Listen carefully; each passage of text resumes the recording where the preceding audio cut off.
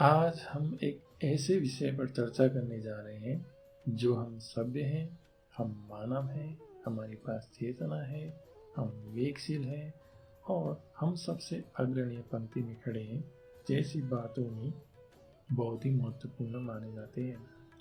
हम धर्म के बहाने कुछ चीज़ें करते हैं, सामाजिक हैसियत के दिखावे में कोई चीज़ें करते हैं, या हमारी अंतरात्मा या चेतना हमें ऐसा करने के लिए प्रोत्साहित करती है, हमारी भावनाओं को जागृत करती है। साथ ही साथ ऐसा करने में अगर हम विज्ञान का भी सहारा लेते हैं और इन सब बातों से या ऐसा करने से किसी के ऊपर उसका दुष्प्रभाव पड़ता है तो उसको कैसे निपटा जाए और औरों को उसके कुप्रभाव से कैसे निजात दिलाए, इसकी जिम्मेवारी भी हम पे आती है। चलिए अब हम आज के विषय वस्तु पे आते हैं। जब एक बलि के नाम का दुरुपयोग कर ईश्वर की इच्छा बोलकर धड़ल्ले से पशु हत्या जो किया जाता है, उनमें छिपे हुए पौराणिक रहस्य, साथ ही हमारी भावनाओं से जुड़ी बातें, साथ ही साथ विज्ञान से जुड़ी हुई तथ्यों को शामिल करके अब हम इस विषय की सच्चाई को पता लगाने की कोशिश करते हैं कि आखिर रहस्य क्या है। अब जब हम पौराणिक विषय से समझने की कोशिश करते हैं तो बलि राजा एक उदार दानवीर व्यक्ति थे, और जब भगवान विष्णु ने उनसे पौने रूप में आकर दान के एवज में 3 कदम भूमि की मांग की तो इसे आसान जानकर बलि राजा ने इसे सहर्ष स्वीकार किया।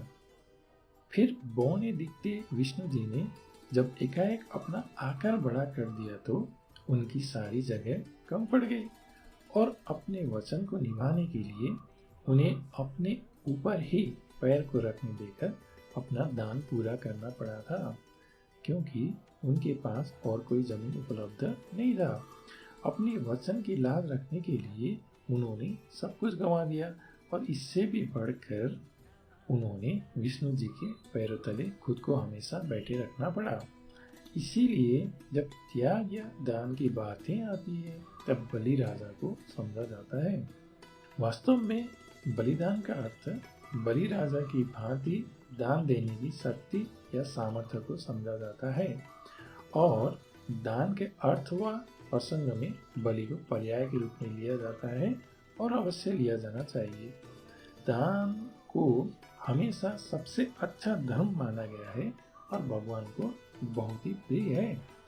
इसलिए दान देने की प्रथा प्राचीन काल से ही चली आ रही है और बलिदान को इसमें और अधिक प्राथमिकता दी जाती है। बलिदान का मतलब बलि राजा की तरह दान देने में सक्षम या सामर्थ्यवान होना है। अब प्राचीन समय में लोग कई तरह के दान करते थे। दान व भिक्षा देना हमेशा से ही बहुत आम बात है।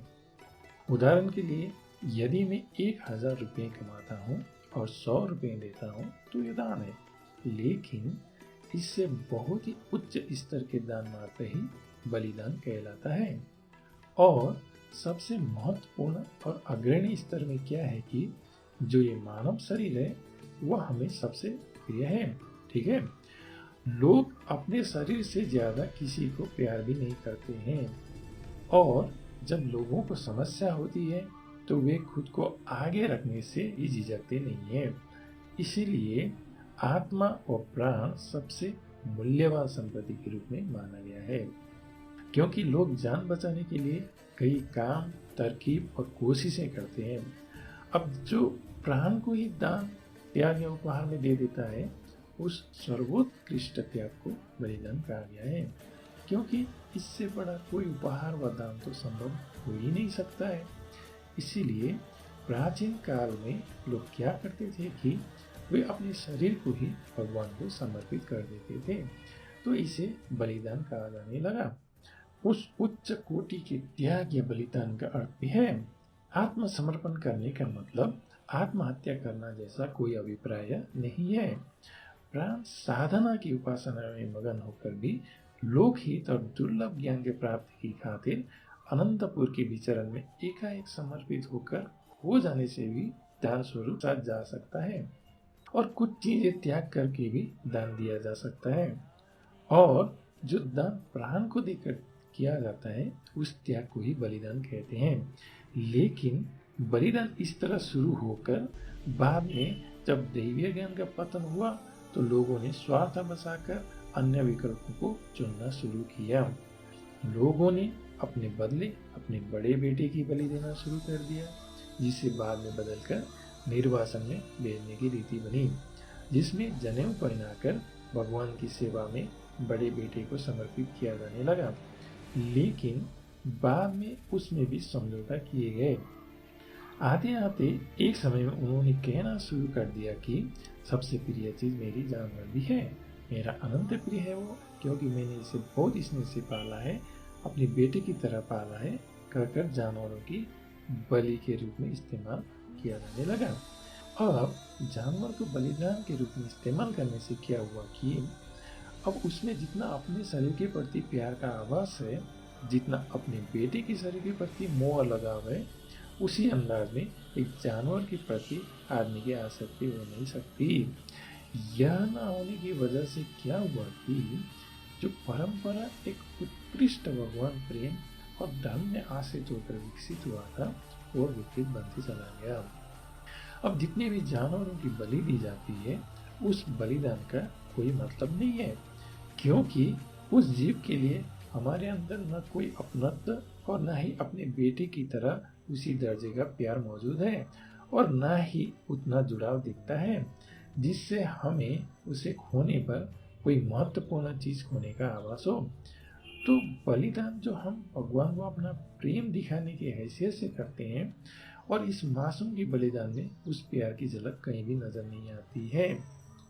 जब हम किसी भी ऐसे चीज से अपना प्यार का इजहार ही नहीं कर सकते तो ईश्वर के लिए ढोंग की तरह हो जाता है। जब कोई चीज में कपट किया जाता है, झूठा आडंबर किया जाता है, छलावा होता है और ईश्वर को धोखा देने की नीयत दिखती है, टाल मटोल करने की कोशिश होती है और ऐसे कुकृत जैसे कोई ईश्वर को भ्रमित करने की साजिश रचता है, तो सादे शब्दों में यह बस पाखंड के अलावा और कुछ नहीं है। एक निर्दोष लाचार प्राणी के जीवन को हरकर भगवान को झूठा प्यार दिखाने की कोशिश करना एक जघन्य अपराध और पाप है, जिसे भगवान द्वारा बेहद घृणित, पतित और निंदनीय माना गया है।